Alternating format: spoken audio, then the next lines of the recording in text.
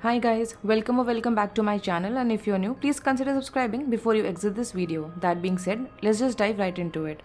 आज मैं 2014 में आई हुई हॉरर थ्रिलर फिल्म फ्लाइट 7500 को एक्सप्लेन करने जा रही हूँ। इसकी IMDb रेटिंग 4.8 आउट ऑफ 10 है। मूवी शुरू होती है विस्ता पैसिफिक एयरलाइन फ्लाइट 7500 को दिखाते हुए जो लॉस एंजलिस से टोक्यो जा रही होती है। जेट में काफ़ी ज़्यादा टर्बुलेंस फील होता है और बाद में वो सारे कम्युनिकेशंस लूज़ कर देते हैं अपने कंट्रोल टावर से।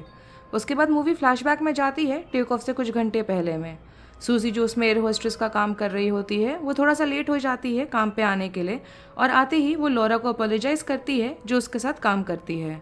उसके बाद पैसेंजर्स प्लेन में बोर्ड होने लगते हैं जिसमें दो कपल्स भी होते हैं जो वेकेशन के लिए जा रहे हैं। उनका नाम लिन, जैक, ब्रैड एंड पिया होता है। उन्होंने सीक्रेटली ब्रेकअप कर लिया होता है मगर अपने दोस्तों को इस बारे में कुछ भी नहीं बताया होता।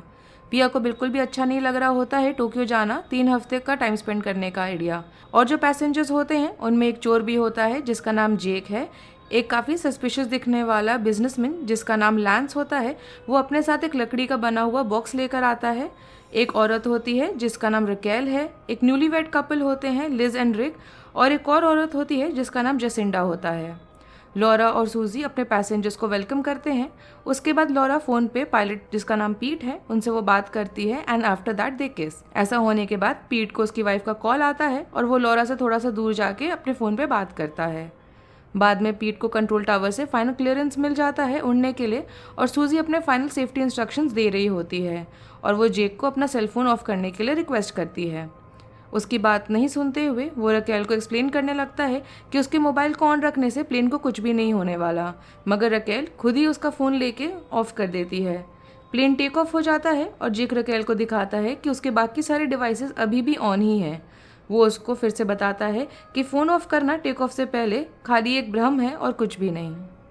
उसके बाद वो जेक का बैग में देखती है तो उसमें मोबाइल्स एंड वॉचेस भरे हुए होते हैं और वो उसको बोलता है कि वो बड़े आसानी से उनको बेच के पैसे कमा सकता है। जेक उसको उनमें से कोई एक फ़ोन भी लेने को बोलता है मगर वो मना कर देती है कि उसको चुराया हुआ सामान नहीं चाहिए। रिक की वाइफ लिज अपने बगल में बैठे हुए पैसेंजर से बात कर रही होती है और उसको अपनी शादी की फ़ोटोज़ दिखाने लगती है। वो उसकी बात सुनकर थक चुकी होती है मगर फिर भी लिज बोलती रहती है। उसके बाद वो औरत उसको इग्नोर नहीं कर पाती है और ज़्यादा, और वहाँ से उठ के चली जाती है। तो लिज जेसिंडा से बात करने लग जाती है मगर वो भी उसको इग्नोर करती है। लॉरा और सूजी कुछ ओल्ड एज के पैसेंजर्स को देख के उनका मजाक उड़ाते हैं और सूजी लॉरा से पीट के साथ उसके रिलेशनशिप के बारे में भी पूछती है। वो पूछती है कि क्या उसको सही में लगता है कि पीट के अपनी बीवी और अपने बच्चे को उसके लिए छोड़ देगा। कुछ समय बाद प्लेन टर्बुलेंस से टकराता है मगर वो जल्द ही ख़त्म हो जाता है। टर्बुलेंस की वजह से लैंस को पैनिक अटैक आ जाता है और लॉरा फ़ोन पर रिक्वेस्ट करती है कि पैसेंजर के बीच कोई मेडिकल पर्सनल है कि नहीं। उसके बाद वो लैंस की मदद करने के लिए फर्स्ट एड किट लेके जाती है और अब लैंस के मुंह से ब्लीडिंग होने लग गई होती है।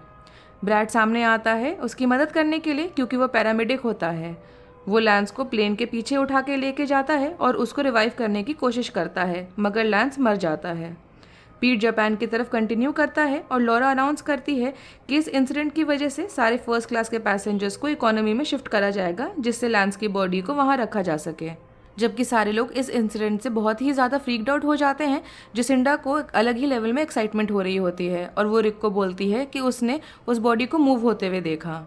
लिज इस सिचुएशन से बिल्कुल भी अम्यूज़ नहीं होती है और उसको ये चीज़ बिल्कुल भी फ़नी नहीं लग रही होती है और सोचने लगती है उल्टा कि वो कितने टाइम में बॉडी डिकम्पोज होने लग जाएगी।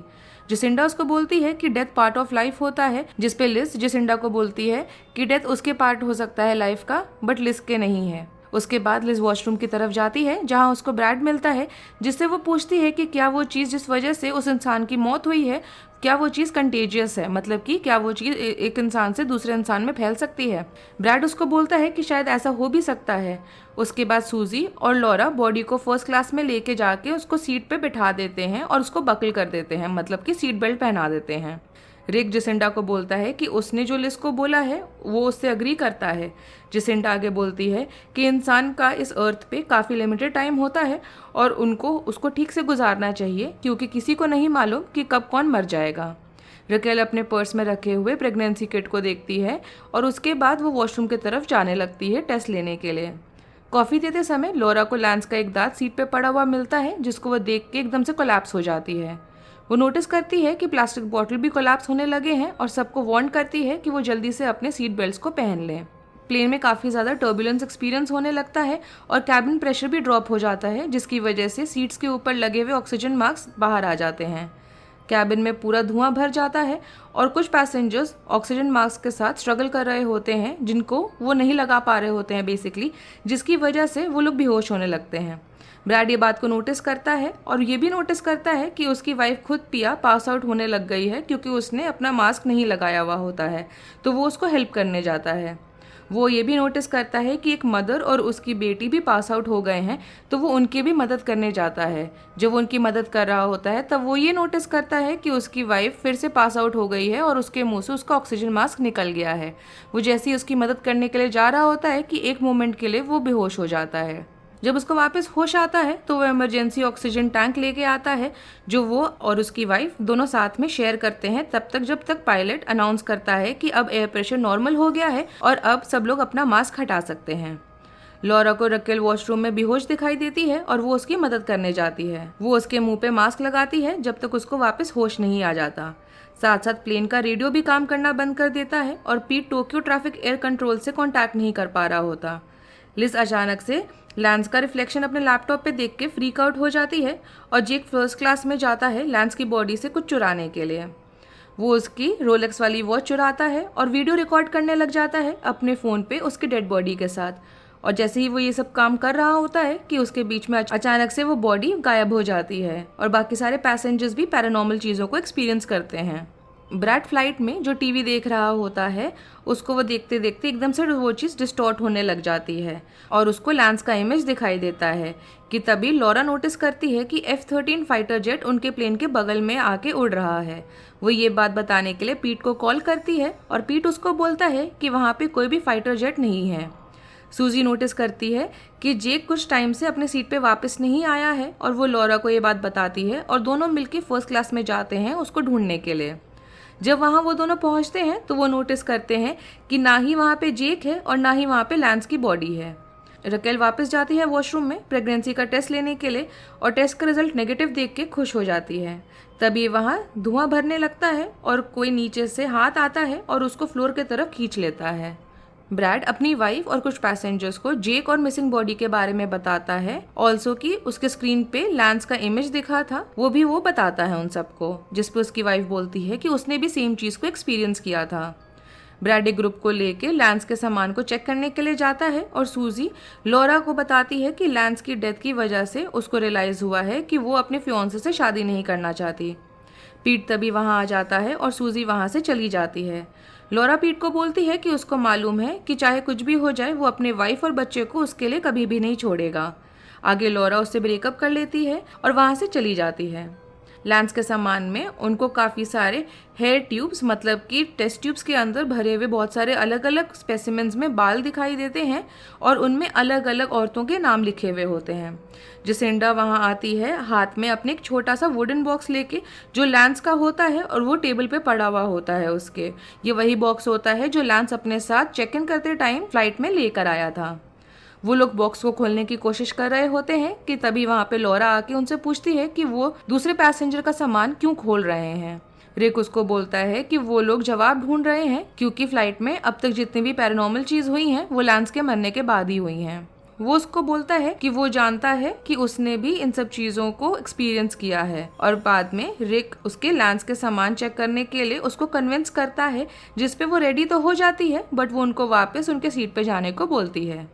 जब लॉरा लैंस के लगेज को चेक कर रही होती है तो बाकी सारे उस वुडन बॉक्स को खोलते हैं जिसके अंदर उनको एक डेथ डॉल मिलता है। जसिंडा बताती है कि वो एक शिनेगानी है, मतलब कि वो चीज़ है जो इंसान के या लोगों के सोल को कलेक्ट करती है जब वो लोग उन चीज़ों को जाने देते हैं जिसकी वजह से वो लोग इस दुनिया से जुड़े हुए हैं। वो आगे बोलती है कि लैंस की स्पिरिट काफ़ी ज़्यादा फाइट कर रही है अर्थ पे रहने के लिए। लॉरा लैंस का सामान चेक करने के लिए नीचे जाती है हैच के थ्रू जहाँ पे सबका पैसेंजर्स का चेक इन वाला सामान रखा हुआ होता है। दैट इज बेसिकली फ्लाइट में जो प्लेन का नीचे वाला पार्ट होता है वहाँ पे रखा हुआ होता है। वहाँ वो एक डॉग को देख के डर जाती है और गलती से कुछ सामान इधर उधर हो जाता है, जिसकी वजह से उसके ऊपर आके कुछ सामान गिर जाता है और वो नीचे ट्रैप हो जाती है। वो एक बैग खोलती है और उसमें से एक हाथ बाहर आता है जो उसको घसीटता हुआ ले जाता है। कॉकपिट पे पीट अपने मैरिज को कॉन्टेम्पलेट कर रहा होता है और दोबारा से एयर ट्रैफिक कंट्रोल को कांटेक्ट करने की कोशिश करता है। ऐसा करते टाइम वो पीछे देखता है और एक अजीब सा फिगर उसको अटैक कर देता है। सूजी ऊपर हैच के एंट्रेंस पे ही लॉरा के वापस आने का वेट कर रही होती है कि वो धुएं में से एक हाथ ऊपर आता हुआ देखती है जो उसको पकड़ने की कोशिश करता है। सूजी जोर से चिल्लाती है जिससे रिक और बाकी लोगों को भी सुनाई देता है ये चीज़। वो भागते हुए फर्स्ट क्लास में जाती है जहाँ पे वो धुआं उसको फॉलो कर रहा होता है। धुआं क्लियर हो जाता है जैसे ही रिक, पिया, जसिंडा एंड ऑल उसको देखने के लिए आते हैं। सूजी उनके तरफ आ ही रही होती है कि ओवरहेड कंपार्टमेंट एकदम से खुलता है और वो उसमें गायब हो जाती है। बाकी सारे कॉकपिट की तरफ भागते हुए जाते हैं और जसिंडा एक्सेप्ट कर लेती है कि उसके मरने के सिवाय उसके पास और कोई ऑप्शन बचा नहीं हुआ है, तो वो अपने मर्जी से एक फिगर की तरफ चली जाती है। वो अजीब सा फिगर उसके तरह ही दिखाई दे रहा होता है। बाकी लोग जब कॉकपिट में वापस आते हैं तो उनको मालूम चलता है कि पीट और जो को पायलट है उनकी मौत हो गई है। ब्रैड को रिकेल वॉशरूम में लाइफलेस पड़ी हुई मिलती है जिसके हाथ में अभी भी उसका वो प्रेगनेंसी वाला किट होता है। उसको ये भी मालूम चलता है कि लिन, जैक और ज्यादातर पैसेंजर्स भी मारे गए हैं। ब्रैड कैबिन से बाहर आता है और रिक उसको पूछता है कि क्या हुआ, मगर ब्रैड रिप्लाई देने के हालत तक में नहीं होता, तो रिक खुद ही देखने के लिए चला जाता है। उसके साथ उसकी वाइफ लिज भी होती है और उनको मरे हुए पैसेंजर्स की बॉडीज दिखाई देती हैं सीट पे बैठी हुई। बाद में कैबिन के सारे टीवी अपने आप ही ऑन हो जाते हैं जहाँ पे ब्रेकिंग न्यूज़ आ रहा होता है फ्लाइट 7500 के कैटास्ट्रॉफिक डिकम्प्रेशन होने और उनसे कम्युनिकेशन लूज करने के बारे में। मतलब कि जो उन्होंने टर्बुलेंस एक्सपीरियंस करा था जिसकी वजह से उन्होंने अपने टावर से कम्युनिकेशन लूज कर दिया था, वो सारी चीज़ ब्रेकिंग न्यूज़ बन चुकी थी। और ये भी कि एक फाइटर जेट जो एक्चुअली में पहले उसने देखा था लॉरा ने, वो सही में था वहाँ पे और उन्होंने कन्फर्म करा था कि फ्लाइट में जितने लोग हैं डिकम्प्रेशन की वजह से उनकी मौत हो चुकी है। सबको अपनी बॉडीज मिलती हैं और सब अपनी आखिरी मोमेंट्स को याद करते हैं। मालूम चलता है कि सब लोग मर गए थे जब उन्होंने लेट गो कर दिया था वो एक चीज़ जिससे वो इस दुनिया से जुड़े हुए थे। ब्रैड और पिया अपने डेथ को एक्सेप्ट करते हैं और प्लेन में जो फ्यूल ख़त्म होता है तो वो ओशन में जाके क्रैश हो जाता है। कुछ समय बाद लिज उठती है और उसको पूरा प्लेन खाली मिलता है। उसको एक वेस्ट बिन से, मतलब डस्टबिन से, उसको बेसिकली कुछ अजीब आवाज़ें आ रही होती हैं। जहाँ वो जाती है चेक करने के लिए तो उसको एक डिस्कलर्ड हुआ हुआ हाथ उसके तरफ आता हुआ दिखता है और लिज फ्रेम से बाहर हो जाती है और मूवी वहीं ख़त्म हो जाती है। अगर आपको इस मूवी की एक्सप्लेनेशन पसंद आई हो तो do like the video, subscribe to my channel. Thanks for watching, bye.